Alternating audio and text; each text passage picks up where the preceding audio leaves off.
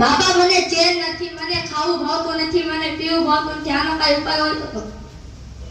બાબા છે ને, થઈ જશે. જો આ કેવા રંગનો દોરો છે? પીળા રંગનો.